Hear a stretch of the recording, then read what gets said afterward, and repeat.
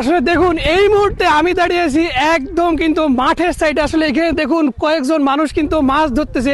আসলে এইগুলো কিন্তু একদম ফ্রেশ মাছ, মানে যাকে বলে এটা কিন্তু পুকুর বা নদীর মাছ না, এটা কিন্তু একদম দেশি মাছ। এবং দেখুন আমার পিছনে দেখতে পাচ্ছেন অনেকগুলো মানুষ কিন্তু মাছ ধরতেছে।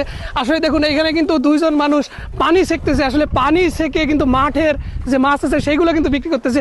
আসলে আপনাদের আর সব থেকে মজার জিনিস আপনাদের দেখায়। আসলে দেখুন এই জায়গায় কিন্তু দুইজন আঙ্কেল বসে বসে কিন্তু মাছ বাছতেছে, মানে মাছ বাছাই করা যাকে বলে।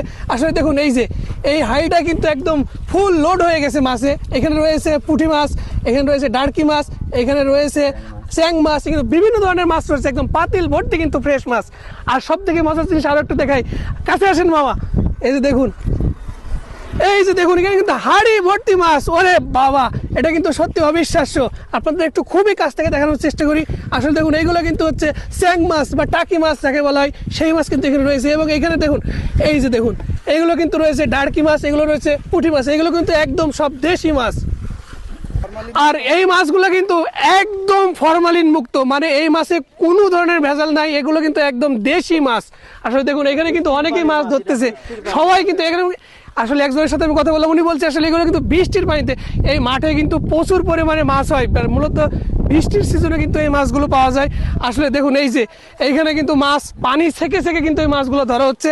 আরও একটু আপনাদের কাছ থেকে দেখানোর চেষ্টা করি। আসলে দেখুন এই যে এইখানে কিন্তু অনেকে আছে যারা কিন্তু পানি ছেঁকতেছে, পানি ছেঁকে ছেঁকে কিন্তু এই মাছগুলো ধরছে। আসলে এই জায়গায় এসে এই জায়গার যে মাছ ধরার যে পদ্ধতি বা মাছ তারা যে এত সুন্দর করে যে গ্রামের পরিবেশে মাছ ধরতেছে, আসলে গ্রামে এসে আমি মনে করতেছি আমি আজকে ধন্য। কারণ এত সুন্দর মাছ ধরার পরিবেশ দেখে আসলে সত্যি কি যে ভালো লাগছে, এটা কিন্তু সত্যি অবিশ্বাস্য।